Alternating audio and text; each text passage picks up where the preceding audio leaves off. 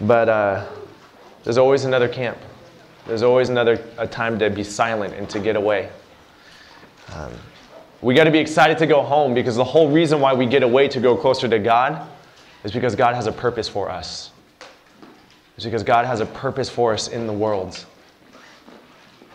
Right? Ever since the beginning of time, the beginning of the Bible story, God has told everyone along the way, His people, the people that He is calling, He's told them, I have a plan for your life.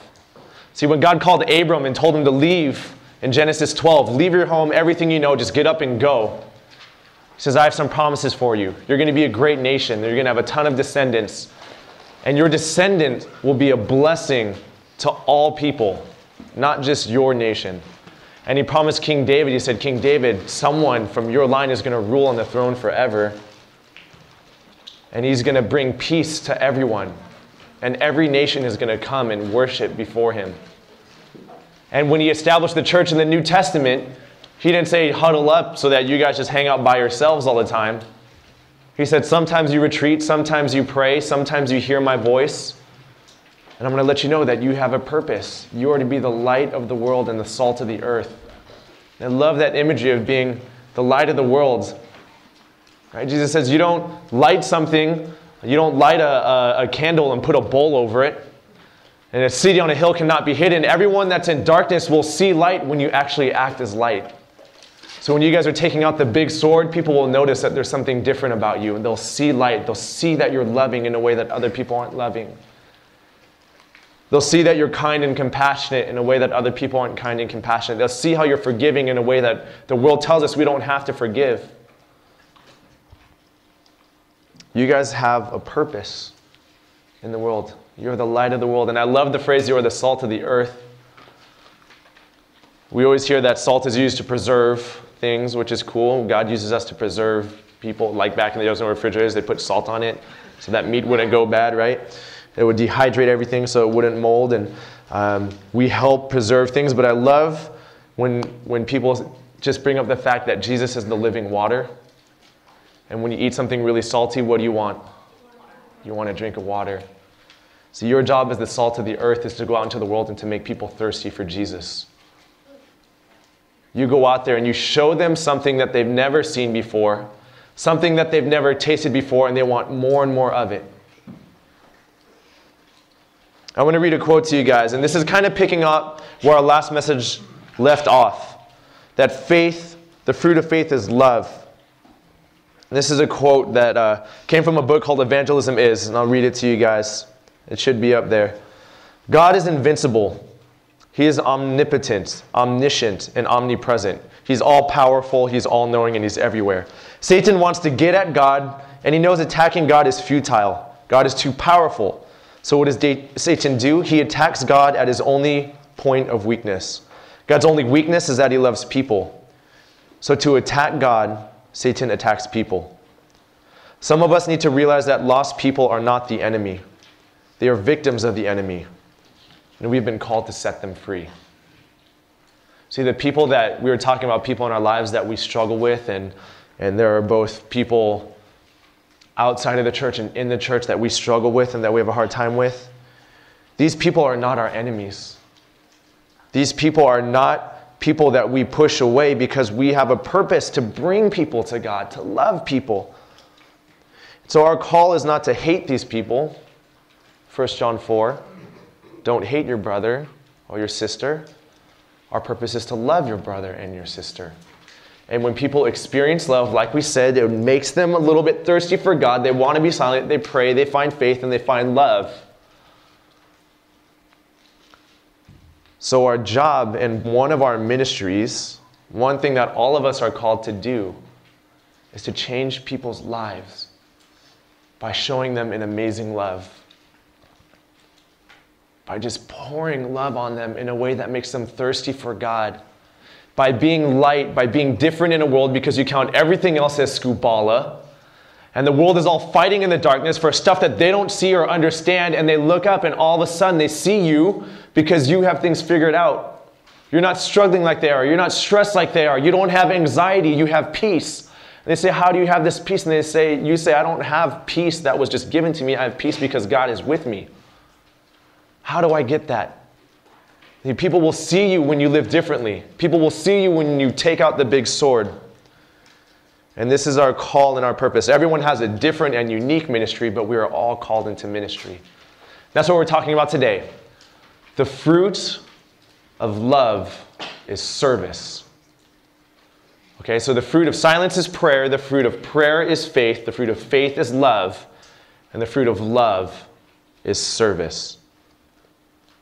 We are called to serve. And when you love someone, you willingly serve them. Okay, let me tell you about my Friday morning before I came to camp. I was all stressed out. Thursday night, I dropped Yumi and Emmy off at the airport so they could fly to Disneyland to enjoy Mickey Mouse's, or like Emmy says, Mickey Mouse house. She doesn't understand Disneyland, so we're going, hey, you're going to Mickey Mouse's house. Right? So she's all excited. So they got to fly down Thursday, but when Yumi was getting ready to go to the airport, she likes to come home to a clean house whenever she travels. And so not only is the day before like crazy packing night, but it's pack everything and make the house spotless. And so I was like, no, go, you're going on vacation. I'll take care of everything. You know, I'll drop you off at the airport, I'll clean up tonight. Dropped off at the airport and just vegged out. And I woke up Friday, I was like, oh, I need to clean. So I was like vacuuming and doing dishes and all this stuff. And then all of a sudden, I look up and then it's getting close to time to go. And I have to run all these errands. I have to go into town and I have to pack my own clothes. And I have to do message prep and seminar prep. And all of a sudden, I was freaking out. Why am I telling a story? I don't remember why I even started talking about this. Because I love Yumi so much. I didn't want her to stress and I wanted to serve her. Okay, I wanted to do things for her to show her how much I love her. Because I love her, I wanted to serve her in a way that was special to her. See, she's a little different sometimes. She loves the romantic stuff. She loves the romantic movies. But sometimes she likes things a little different. She likes being organized and she likes cleaning. And so one year for our wedding anniversary, I got permission from her boss. I picked her up, surprised her to pick her up for lunch. So I took her out to lunch on our wedding anniversary. And then as we were eating, I said, hey, I got you a present. She goes, oh, what is it? And I said, today you have the rest of the day off from work, and we're going to spend the day together. And she's like, oh, that's so nice.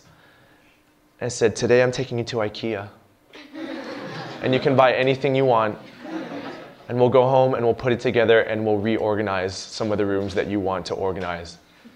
A little tear came down her cheek. Okay, I got to tell you guys, I don't like going to IKEA. It takes forever. It takes forever. And if you're not there to get meatballs and $1 frozen yogurt, there's just no point in going. But Yumi loves it. And I love doing dishes for her. I hate doing dishes. But I love doing dishes for her. There's a movie that came out, and I can't remember what it's called, but I just remember an argument between a husband and wife. And he was sitting on the couch, and she was yelling at him. She's like, you don't do anything around the house. And he goes, fine, what do you want me to do? And she goes, I want you to do the dishes. He goes, fine, I'll do the dishes. And she goes, no, I don't just want you to do the dishes. I want you to want to do the dishes. And he goes, who wants to do dishes? And I was watching, I was like, exactly. Right? I don't like doing dishes. But I love doing dishes for Yumi. Because I love her, and I love serving her. The fruit of love is service. When you love something, when you really, really love something, intentionally love something, you want to do things that normally you wouldn't want to do. Do you think Paul, when he wrote Philippians 3, said, wow, I really want to suffer? Oh, and I guess I could suffer for Christ. I was going to suffer anyway, might as well do it for him. This is stuff that he didn't want. He didn't want to denounce all the things that the world thought was great. But he loved Christ so much he was willing to do these things. Now, Jesus Christ has the ability to transform your lives. And when he transforms your lives, you then have the ability to help Jesus transform other people's lives. How cool is that? How cool is that? That you could affect someone's life in a way that not only changes this year or this week or next year or the next 10 years, you have the ability with the help of Jesus Christ to affect someone for the next 1,000,000 years, to affect someone for the next 1,000,000,000 years, and that would just be a breath in the amount of time that we have left once we have a relationship with God. How cool is that? If I told you you had the ability to help a homeless person today have housing for the rest of their life, how great would you feel? It'd be amazing to be able to help someone that way. You have the ability to help someone find a home for the rest of eternity. First, you have to be changed by Jesus, and then you share that with other people. You be light. Okay, I want to show you guys a video that you may, some of the people from our church may recognize it. This is a skit that we did at our church, and we did it on some missions trips and stuff like that. But this is a skit that just shows the power of Jesus to transform. And it also shows the ability of, once you're transformed, how you can affect other people's lives. And so you'll recognize maybe some of your cabin mates and one person on the worship team that you'll see. So if we could turn off the lights and we'll show this video.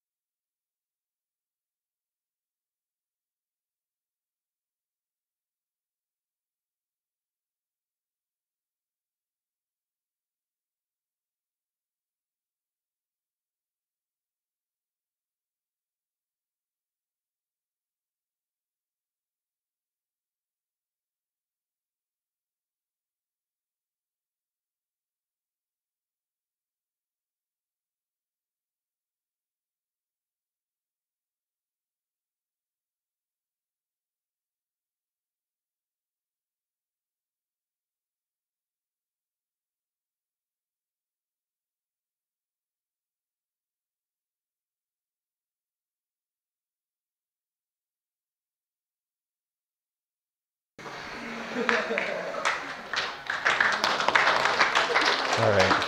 Can we get the lights back on?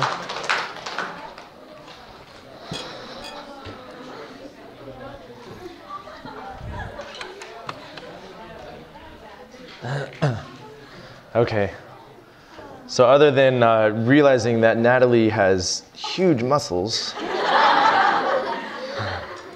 still grosses me out just a little bit that your skin does that.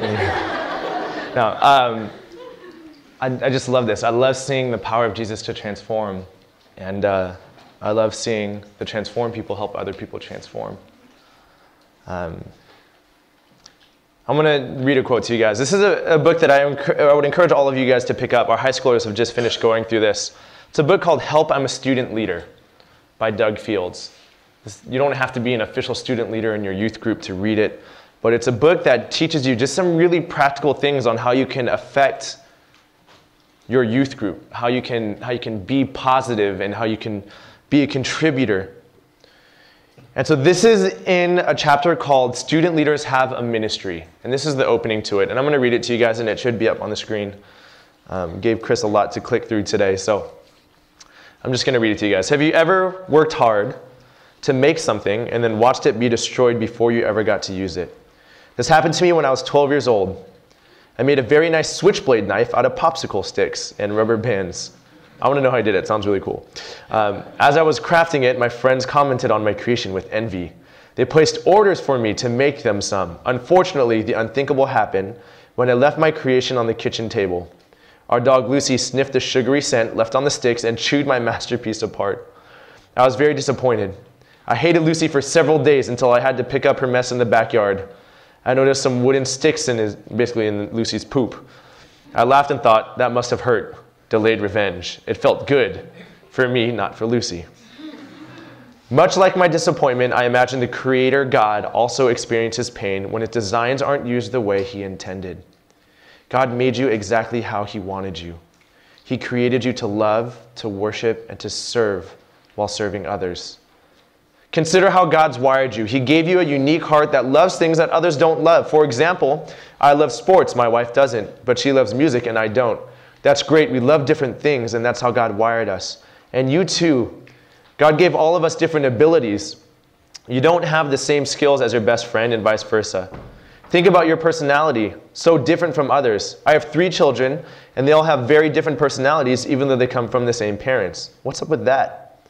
When you take your loves, your abilities, and your personality and bundle them into the unique experience you've already had in life, you are an original masterpiece. There's no one like you. I hope that makes you feel great. God thinks you are one of a kind and doesn't want anyone else in the world to be exactly like you. When you realize God's unique fingerprints are all over your life, you can seek to discover what it is God wants you to do in this world. Since you're an original masterpiece, there's a ministry waiting for you that he will use the winning combination of your spiritual gifts, your heart, your abilities, your personality, and your experiences. See, we are all products of our experiences, the things that we've gone through, the things that we've made us who we are, the friends that we have, the hurts that we have. And through all those things, we have a unique ability to minister to people in certain ways that other people do not. God has made you for a reason. He's put you where you are for a reason. He's given you the friends that you have for a reason. Okay, today we're going to look at the story of just one guy, and his name is Samuel. Okay, I want to read a little bit about his backstory. And so this whole time, the whole thing today, we're going to be looking in the book of 1 Samuel. And we're going to look a little bit in chapter 1 and a little bit in chapter 2. And we're going to spend most of our time in chapter 3, okay?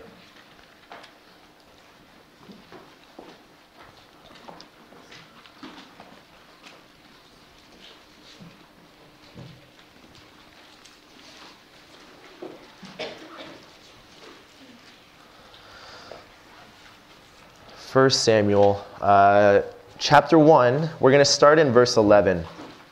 And this is just giving some background on Samuel. And he comes from a very similar experience to where Emmy is, basically. Samuel's mom had a very hard time having a child. And so 1 Samuel 1:11, Samuel's mom had found a time to be silent and found a time to pray, found a time to have faith and love, and she went into a certain aspect of service. 1 Samuel 1:11, Samuel's mom, she made a vow saying, O Lord Almighty, if you will only look upon your servant's misery and remember me, and not forget your servant, but give her a son, then I will give him to the Lord for all the days of his life, and no razor will ever be used on his head. If you skip down to verse 19, early the next morning they arose and worshipped before the Lord and went back to their home at Ramah. Elkanah lay with Hannah his wife, and the Lord remembered her. So in the course of time, Hannah conceived and gave birth to a son, and she named him Samuel, saying, because I asked the Lord for him. It's a very similar story to Yumi and I in naming our daughter Emmy. Verse 27, I prayed for this child, and the Lord has granted me what I asked of him. So now I give him to the Lord. For his whole life he will be given over to the Lord. And he worshiped the Lord there. She brought him to Eli to mentor him. And Samuel lived with Eli, learning everything that he could do to be a priest and to be a prophet and to speak for God. Have you skipped to 1 Samuel chapter 2, verses 18 through 21? 1 Samuel chapter 2, verses 18 to 21. Samuel had been growing up and learning how to minister under Eli. Verse 18 says, but Samuel was ministering before the Lord, a boy wearing a fine linen ephod. Each year his mother made him a little robe and took it to him when she went up with her husband to offer the annual sacrifice. Eli would bless Elkanah and Hannah his wife, saying, may the Lord give you children by this woman to take the place of the one she prayed for and gave to the Lord. Then they would go home. And the Lord was gracious to Hannah. She conceived and gave birth to 3 sons and 2 daughters. So she went from not being able to have any babies to having Samuel plus 3 more sons and 2 daughters. Big family. Meanwhile, the boy Samuel grew up in the presence of the Lord. Samuel was with God. I'm sure he was at peace. Right? Emmanuel, God is with us. Now, before we get into Samuel, which is our main focus, it's really cool to see Hannah. Hannah had this time where she needed to be silent, where she was so broken, and sometimes God needs to break us because we don't have enough silence to talk to him. So sometimes God will make things fall apart just to get our attention, to come to him to be silent. And that's what happened to Hannah. Hannah was made, she was just broken. She was made to come before God and to be silent. And she says, God, if you look upon your servant's misery, do not forget me. If you grant me a son, I will give him over to you for all the days of his life. And God gave her a son, and so they named him Samuel because I asked the Lord for him. That's why they named him Samuel. That's what Samuel means. She says, I prayed for this child, and now I offer him up to God, not as a sacrifice, like the old sacrifices, but as a sacrifice in terms of giving his life to God. And Samuel grew up learning how to minister to God, and what was Hannah's unique ministry? Every year when they went up to do the annual sacrifices they were supposed to do, she made him clothes to bring to him. See, no one else in any other situation could be doing what she did. This was her unique ministry because of her experience on not being able to have kids, because of her prayer and her time with God, because of her hurts and her experiences. She had Samuel and gave him up to God. And once she had him, she didn't forget him. She didn't walk away. She continued to encourage him. She continued to see him. And she continued to even make him clothes. She still cared for him as a mother. That was her unique ministry.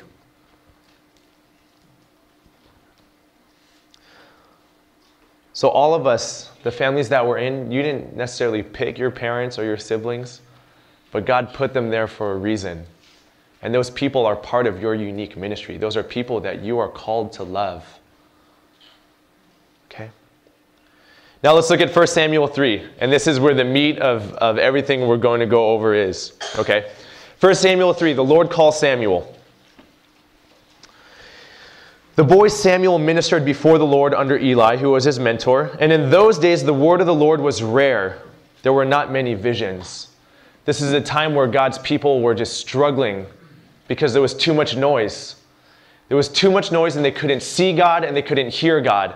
And this is a time when Samuel was learning how to minister. One night, Eli, whose eyes were becoming so weak he could barely see, and this is both literally and spiritually, Eli's eyes were so weak that he couldn't see because he was getting old, and Eli's eyes were so weak that he couldn't see because he was losing sight of God. He was lying down in his usual place. The lamp of God had not yet gone out, and Samuel was laying down in the temple of the Lord where the ark of God was. How cool is that, to just lay down where the ark of God is? Then the Lord called Samuel, and Samuel answered, "Here I am." And he ran to Eli and said, "Here I am, you called me." But Eli said, "Dude, don't wake me up. I did not call.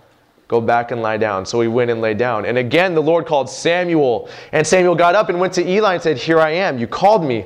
"My son," Eli said, "I did not call. Go back and lie down." Now Samuel did not yet know the Lord. And this doesn't mean that he didn't know the Lord because he'd been ministering already, but it means he hadn't known the Lord in terms of visions in this way yet, okay? So now Samuel did not yet know the Lord. The word of the Lord had not yet been revealed to him. The Lord called Samuel a third time, and Samuel got up and went to Eli and said, "Here I am, you called me." Then Eli realized that the Lord was calling the boy. So Eli told Samuel, "Go and lay down. And if he calls you, say, 'Speak, Lord, for your servant is listening.'" Samuel went and lay down in his place. The Lord came and stood there, calling, as at other times, "Samuel, Samuel." Then Samuel said, "Speak, for your servant is listening." Verse 11, and the Lord said to Samuel, "See, I am about to do something in Israel that will make the ears of everyone who hears of it tingle. At that time I will carry out against Eli everything I spoke against his family from beginning to end. For I told him that I would judge his family forever because of the sin he knew about. His sons made themselves contemptible, and he failed to restrain them.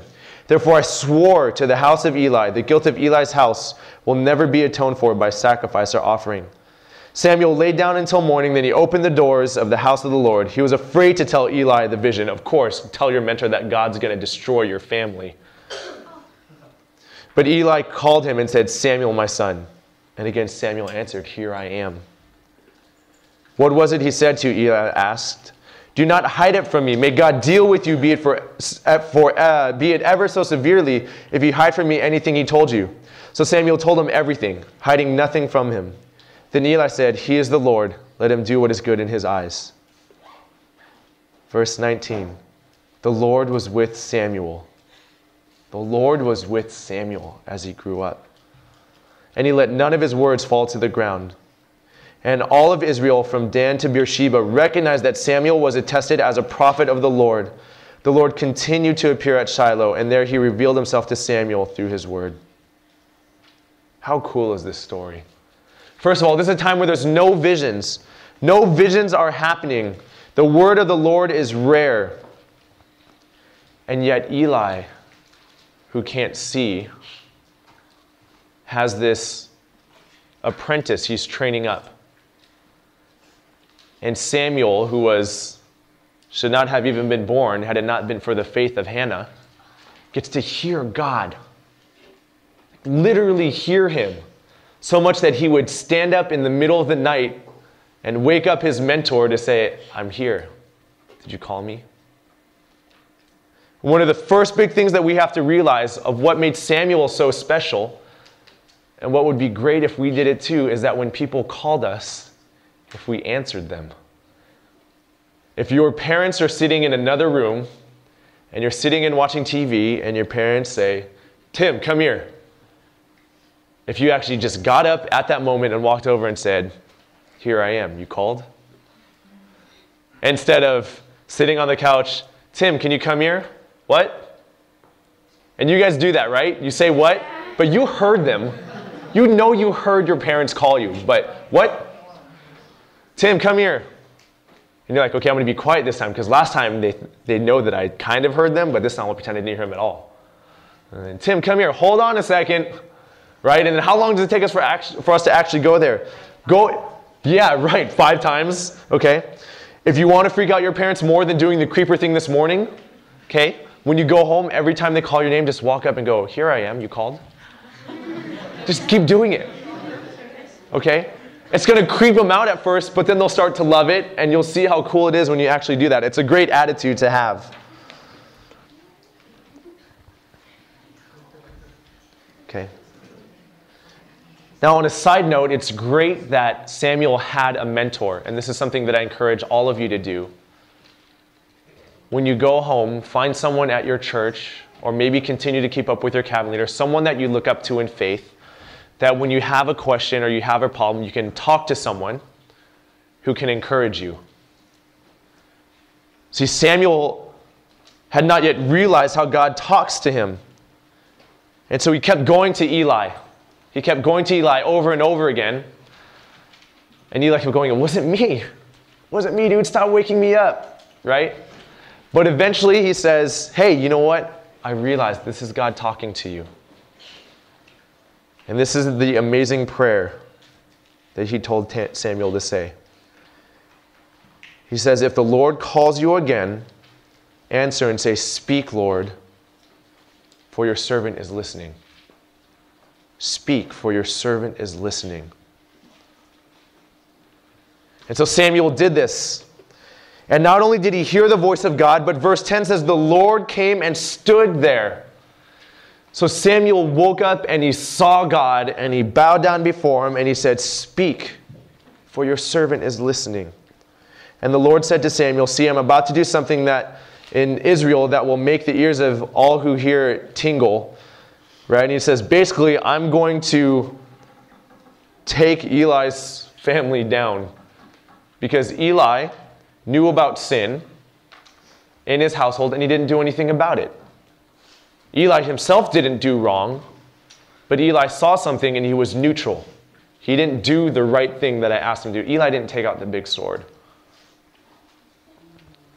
And so, think about this. You guys have a mentor, an older person. Say God tonight came to you in a vision and said, hey, I have a message for you to deliver to your cabin leader. Your cabin leader is going to be taken down. Right? Okay. Can you imagine that? I mean, can you imagine how hard it would be to deliver that message? Okay, imagine you're at home and you're supposed to say something to your parents. Something tough. Hey, Mom. Hey, Dad. I see you doing this and I don't think it's right. God tells us in His Word that we're not supposed to be doing what you're doing. Or saying something like that to your friends when you know that they're doing something that's wrong in God's eyes. It's so tough to say these hard words. But this is something that we're called to do because God put the people in our lives that are in our lives for a reason. Verse 19 is awesome. The Lord was with Samuel as he grew up. The Lord was with Samuel as he grew up. Guess what? The Lord is with all of you as you grow up. Emmanuel, God is with us. We are at peace with God because God is with us, because we are joined with God. The Lord was with Samuel as he grew up, and Samuel let none of his words fall to the ground. That means when God said something to Samuel, he did it. He obeyed faithfully. Okay, there's a condition that I like to call unconvicted conviction. Okay, unconvicted conviction. Okay, those are those moments where God says something to you and you're like, God, that's awesome, I'm totally going to change, and then you don't. You're convicted enough in your brain that what God is telling you to do is something that you should do, and then when you actually live your life, you don't do it. That is unconvicted conviction. Now, Samuel didn't experience that. Samuel was convicted, and Samuel let none of God's words fall to the ground. That is so cool. And it all started with a great attitude. 1 Samuel says, here I am. Okay? If you guys take anything from today, I just want you to memorize two small phrases. First one is, here I am. Here I am is such a profound statement in the Bible. In Isaiah 6, God says, I have to send a message out. Who will go? And Isaiah says, here I am. Send me. Right? And Samuel says it here, but do you guys know that also in the Bible, in a reference that is escaping me right now, that God is talking and he says, when you call out, I will hear you. And when you call my name, I will say to you, here I am. That God would say that to us as well when we call on him. This is a great attitude, because think about this with your friends that you have a good friendship with. When you're struggling and you say, hey friend, I'm going through a hard time. Can I talk to you? They say, here I am. Let me know what you need. Or when you need help with something and you say, here, I'm just struggling here and I really need help. Your true friends in those times will say, here I am. What do you need me to do? I had a friend that called me and Yumi when we were still dating a long time ago. He's like, hey, I'm moving. Can you help just move stuff? I know back then I had a truck. He's like, I know you have a truck. You can help move, some boxes. And I'm like, yeah, that's fine. And I was like, Yumi loves to pack and organize. So she'll come and tape up some of your boxes. He goes, that's great. So we got to his house right on time, right? Because I have to be on time with Yumi because she hates being late. Okay. And so say we're supposed to be there at 9 o'clock in the morning on a Saturday. We get there at 9 o'clock and we're just kind of sitting there talking to my friend Steve. We're talking to him for a long time. And then all of a sudden at 9:30 we're like, hey, where's everyone else? And he goes, oh no, we're not waiting for everyone else. He goes, this is it. I was like, you only invited me and my tiny wife that used to wrestle. She's strong, but she's small. And so he's like, yeah, I just asked you guys. And we're like, okay, well, what are we moving? And he goes, well, that couch and that table and everything in the bedroom, that big mattress, the box, what do they call it? Box spring? The box spring, the frame, those dressers, and those 35 moving boxes stacked up in that corner. And that big TV, and he's just pointing stuff out, and I was like, dude, he lived on the 3rd floor. And then so we were like, all right, dude. And so I had a small truck. And so 6 trips and some 8 hours later, we took a break for Jamba Juice and then we went back to work and did a little bit more. But when a friend calls on you, okay, Yumi and I eventually moved and we called this guy and we're like, hey, we're moving, you owe us a favor. He's like, actually, I'm out of town that weekend. Right, we called a bunch of friends. But then when you call a bunch of friends, the real friends show up. Actually, when we were moving, Chibi came? Were you there? Yeah. Chibi came out. That was really cool. Chibi's a true friend. We said, Chibi, I need your muscles. He said, here I am. All of my glory. Okay. So here I am. Just remember that. Remember that when God calls you to do something, when God calls you to be involved in a particular ministry, when you know that there's something that you can do because of the talents that you have, even though you want to hesitate, even you think it might be tough, even you think it might be spiritually and emotionally and physically draining, to be able to look at it and say, God, here I am, send me. It's a great prayer to remember. The other one that I want you to memorize, and this is what I want you to pray often, and this is my challenge, that you would pray this prayer every day for at least the next 2 weeks after camp. And if you want to, every day for the rest of your life. Okay? You can pray this every morning, even if you wake up half an hour late, before you even get out of bed. Just lie in bed, your alarm going off, turn off your alarm. Okay? And there's a song that I used to love listening to that said, God, I want to say a word of prayer before my feet even touch the ground. Before I even get out of bed, before my feet touch the ground, I want to say a word of prayer. And this will take you 3 seconds to say, or probably less, depending on how fast you talk. Good morning, God. Speak to me today, for your servant is listening. Speak, Lord, for your servant is listening. You can pray that every day when you wake up. And if you need to, just write it on your ceiling so when you open your eyes, it's there. Okay? We're going to break this down. We're going to look at this prayer and really find out what it means, okay? Here we go. Speak. Okay, and this is, there's the prayer. Speak, for your servant is listening. And that's in the Hebrew. Davar ki shama eved. It's very pretty in Hebrew. Okay? Speak, davar, right? If you ask someone to speak to you, it means that you are ready to hear what they want to say to you. Okay? When I hang out with Chibi, I don't go, hey Chibi, speak. And when he starts talking, you go, no, I don't want to hear it. Right? Like no one, when you tell someone to speak, it means that you are ready to hear what they have to say. Okay? So when you are ready to pray this prayer, you have to be intentional.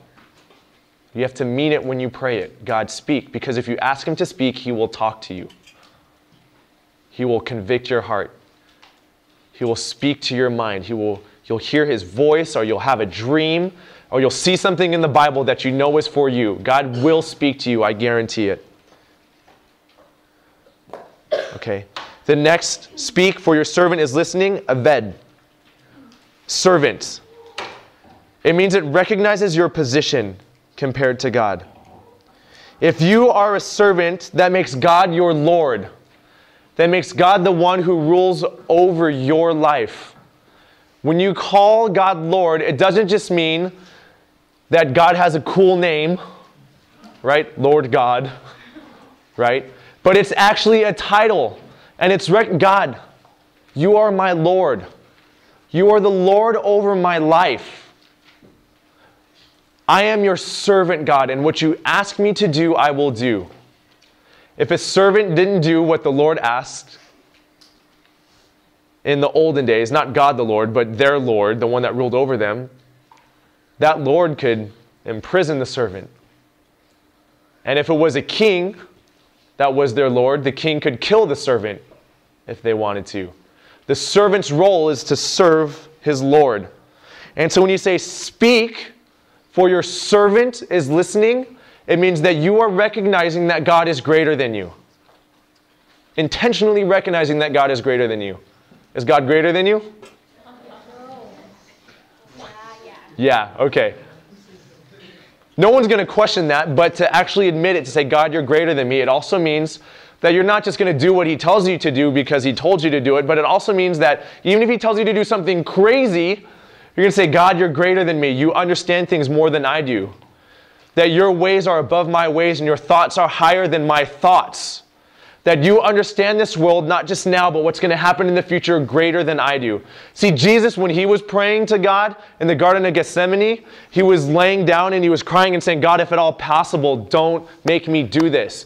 Pass this cup before me, but not my will be done, your will be done. Saying, God, if it's possible, I don't want to do this, but if you're going to make me do it, I trust you and your will more than I trust me and my own will. And so that's our prayer. Speak, God, for your servant, meaning I trust you more than I trust myself in whatever you call me to do. Speak, for your servant is listening. Shama, listening. Cool word. Okay. Shama is more than just hearing. It implies obedience or faithfulness, like we've been talking about. Okay. Can you imagine if you were asking a little sibling to do something and you only had to ask him to do it once? How crazy would that be? Right? But do you guys ever have those moments, and you could be on either side of this, where someone tells someone else to do something and they say okay, but they don't do it? Right? Unconvicted conviction. Right? Or maybe your parents talking to you guys, hey, son, hey, daughter, right? Go clean your room. Can you imagine if your parents, hey, Tim, here I am. You called? Well, it's a little weird, but okay. Hey, your room's getting really dirty. You need to clean it. Okay. And you go walk into your room and you just clean it. And your parents would be like, I only asked once. Whoa, chair, sit down. I need to sit down, right? They'd be shocked because this is not how our culture works, right? See, the word listening, the word shama, okay? It not only means to hear. It's not speak, God, because I'm listening to you. It's speak, God, because I am ready to listen, meaning I will hear what you say and I will obey what you tell me to do. See, when your parents say, clean your room, and you say okay and you don't do it, and then they say, clean your room, and you say okay and you don't do it, and they say, clean your room, and you say okay, and then you don't do it again, they will say, not, hey, you're not hearing me. What do they tell you? They say, hey, you're not listening. Clean your room. Okay. and then you don't do it. No, you're not listening to me. And you're like, I'm hearing what you're saying. I know you're hearing me because you're acknowledging me, but you're not doing. You're not obeying. When you say, speak, Lord, for your servant is listening, you're saying, God, Lord, speak to me. Tell me what my unique ministry is, because I'm ready to hear what you have to say and I'm ready to obey. See, if you weren't ready to listen, you might just pray, speak, Lord, period. But as soon as you are able to humble yourself and say, I am your servant and I am listening, you're saying, God, I want you to speak to me and I will obey what you tell me to do. Here I am, God, send me. Saying, God, I recognize that I have a unique ministry. God, I recognize that in my life you have put certain people in my life and certain experiences that I would be able to minister to particular people. You know who the best person is to reach out to your friends at school to tell them about the gospel? Not me, not your youth pastor, not your youth leader. You are.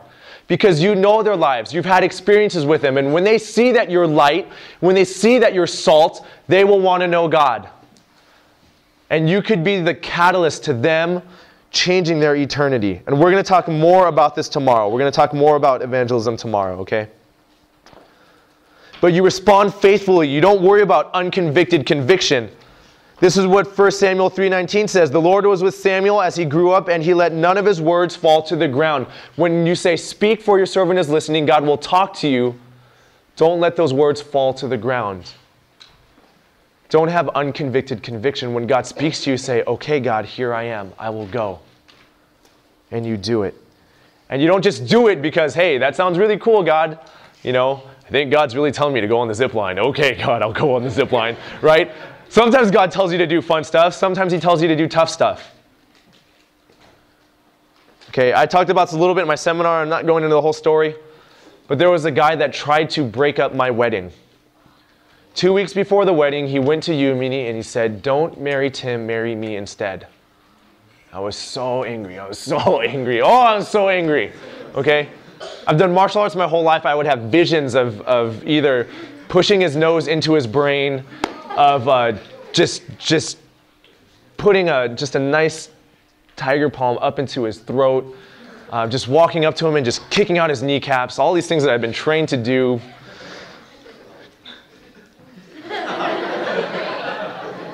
But I really had all these things that I wanted to do to him. I was so angry. And what made it worse is he had called me after Yumi told me what happened, and he said, I wasn't ready to talk to him. He left me a voicemail. And he said on the voicemail, hey, Tim. And we were friends, by the way. Hey, Tim, just wanted to talk to you. No big deal. All right, bye. I was like, no big deal. Like, when I hung up that, I threw my phone down. I was so angry. The night before my wedding, side note, side twist, we asked this guy to be involved in our wedding. And so the night before the wedding, I was up with all my best friends, my groomsmen, and we were up until like 3 or 4 in the morning just talking about it and just getting all angry. And the day the wedding comes and we're wondering if he's actually showing up, if he's going to help with the wedding, and we show up and he was there. And I saw him walking in the aisle. And as I walked up to him, I was getting angry, and I was making a face, and cringing my teeth, and getting angry. And I walked over, and all of a sudden, God just wrapped his arms around me. Like, I felt God there, Emmanuel. God was with me. And all the anger and anxiety I had just washed away. And in an instant, God showed me all my sins and all the forgiveness he gave me. And as I walked up to him, I smiled. I said, hey, it means a lot to Yumi and me that you're here. This is a guy that grew up with Yumi. They've known each other forever. I said, hey, it means a lot to us that you're here today. Thanks for coming out. And then I walked on. This is not something I wanted to do. But God called me to show this guy love. And it was tough.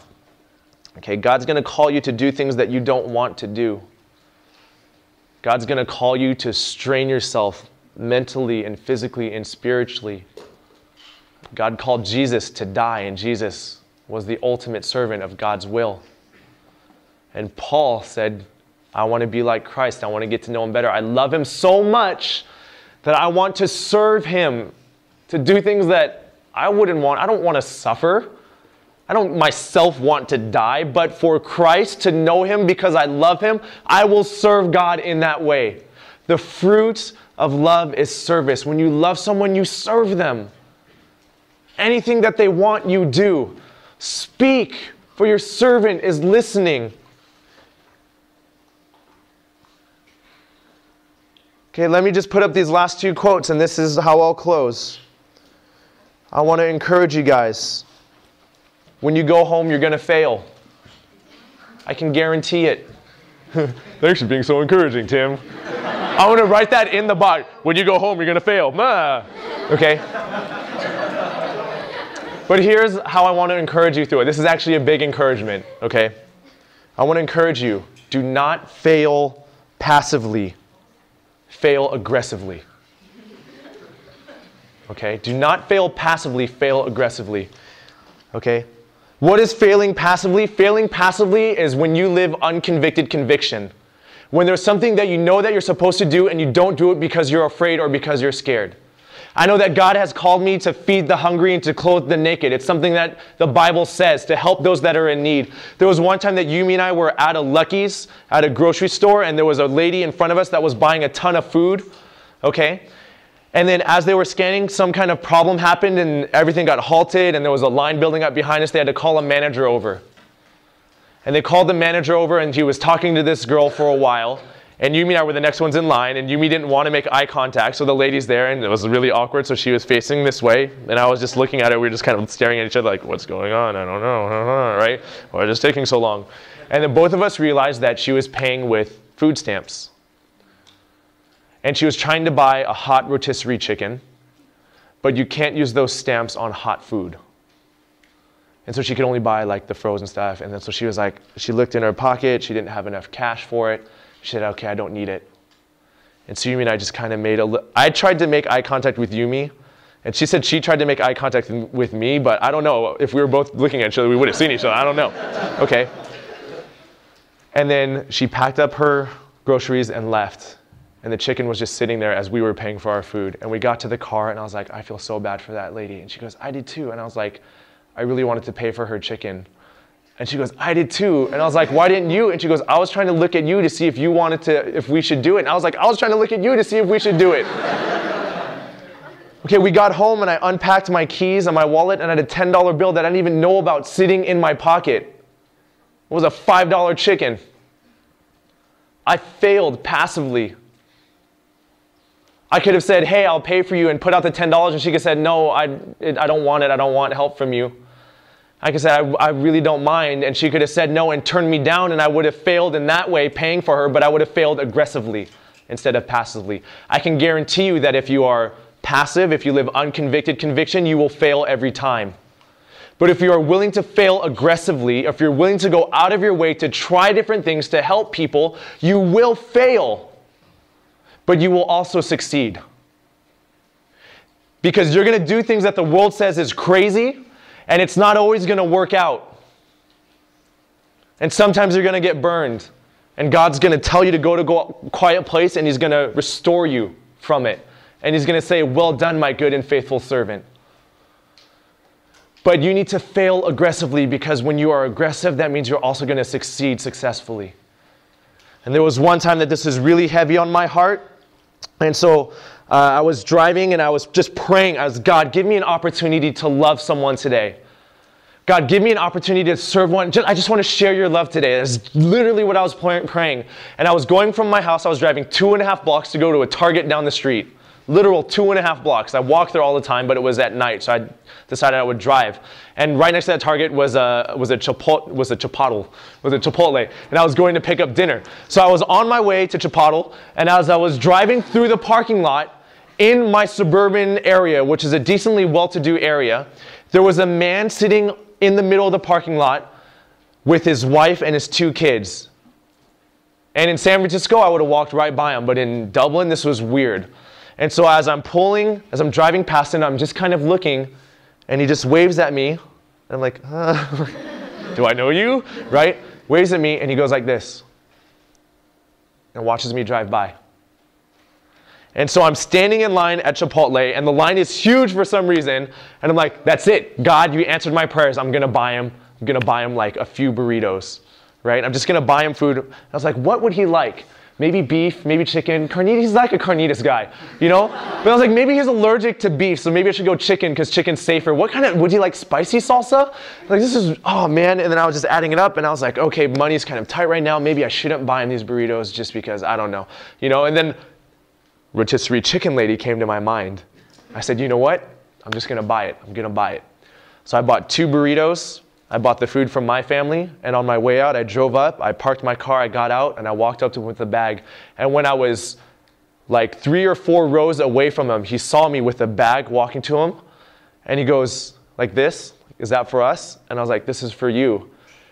Thank you so much. Thank you so much. And he ran up and he took it, and his 2 kids ran over, and they're like, is that food? And they're like, yeah, and they were little kids. So he gave them the bag. They took the bag to the mom, and they all opened it up, and as they were looking at the burrito, they started screaming, thank you so much. Thank you so much. We're so hungry. And so I'm talking to this guy, and I was like, hey, what's your name? And I shook his hand, and I introduced ourselves, and I was like, you guys just going through hard times? And he goes, I lost my job. We lost our house. We're living out of my car. And he goes, right now I don't even have money to go to the laundromat to wash my kids' clothes. And I said, you know, do you have any kind of phone or communication? And I said, my church helps out with people. We give food vouchers to people that need food, and I would love to help you out. And he says, I don't have no phone, nothing anymore. But he goes, I'll be here tomorrow at between 3 and 5. And I was like, okay, great. And so I went home, and that night I ransacked. I had one of those big jars of change. I just pulled out every quarter I could find, and I put it in a Ziploc bag. And I got one of our church's food vouchers, and I opened up a card, and I wrote every resource I knew to get food and housing in the area, every place that we've ever worked with our church, every food bank, every shelter, everything that I knew, and I wrote it down. I wrote the address, I wrote the numbers, and I wrote a prayer out to him, and I put all this in a card. Well, not the change was in a bag on the side because that wouldn't fit in a card. But I put the card, and I wrote his name on the front, and I said, we're praying for you. And the next day, I actually was meeting up with the Josh Scott, and we're hanging out, and we normally hang out at different places. I said, hey, can we hang out at Chipotle tomorrow? And he's like, yeah, that's weird, but sure. And so we sat at Chipotle, and I was like, can we sit outside or by the window because I need to see the parking lot? He was okay, creepy stalker, right? But I told him what was happening, and I said, this guy's not here yet, but when he comes, I want to go give this to him. And how long did we sit there? Like an hour and a half? We sat there for a while. He never came. I still have that gift card sitting in my car just in case I see him. I failed. I wasn't able to give him what I wanted to give him, but I failed aggressively. I also succeeded. And when I saw him, I was able to give him food. And God says, feed the hungry. And I was able to say, I'm praying for you and your family tonight. I'll see you tomorrow. I was able to show God's love to him. And my hope and my prayer is that that night when I prayed for him with my wife, that God performed a miracle and that he found a house or that he found clothing. He found a relative that he could stay with the next day, and he didn't need to come out to ask for money from strangers again. I don't know what happened to him. I could have failed automatically if I drove by and I didn't give him any food. I could have failed passively. But at least that time I got to fail aggressively. God is going to call you to do some crazy things, and it's not always going to work out, and you're going to fail. But don't fail because you don't do what God has called you to do. Fail because you give a message that someone is maybe not ready to hear. Or maybe you are the first contact for someone before they change 10 years down the line. A lot of studies say that people need to hear the gospel at least 7.5 times before they accept it. You might be the 7.5 person to share the gospel. You might be the first. The first person that shares the gospel is not a failure. It was one of the 7 that it took to succeed. Fail aggressively. Let's pray. God, we love you so much. And to be here, God, and to be silent and to be in this place to pray to you and to realize how faithful you are and to want to be faithful to you because we love you, God. That just drives us to want to serve you. Not only do we want to be faithful by not cheating on you, by not sinning, but more than that, we love you so much that we want to serve you, God. And this is our prayer today. God, speak. Speak to us, God, for your servant is listening. Speak to us, Lord, for your servants are listening. And when you speak, we will hear you and we will come to you. We'll say, here I am. Whatever you ask of us, we will do it, God. Wherever you call us to go, we will go, God. Whoever you want us to talk to, we will talk to. Whoever you want us to forgive, we will forgive. Whoever you want us to love, we will love. God, we will not focus on not hating people and being neutral, but God, we will just focus on love. We will love you with all that we are, and we will love our neighbors as ourselves. That we will recognize how much you've put into us, how you've created us special and unique, and we will also recognize how you've made other people special and unique, and we will see that in them, and we will love them. We will love them. As hard as it may be, we will love them, God. Because we love you. God, would you send us, prepare us to serve? And then when we get tired and when we do fail, God, would we just be able to be silent again, to pray again, to see how you've brought us through so much already, to fall more in love with you, and to be ready to serve again. We thank you, God. We praise you. We worship you with all of our heart, with all of our soul, with all of our mind, and with all of our body. We pray this in Jesus' name. Amen.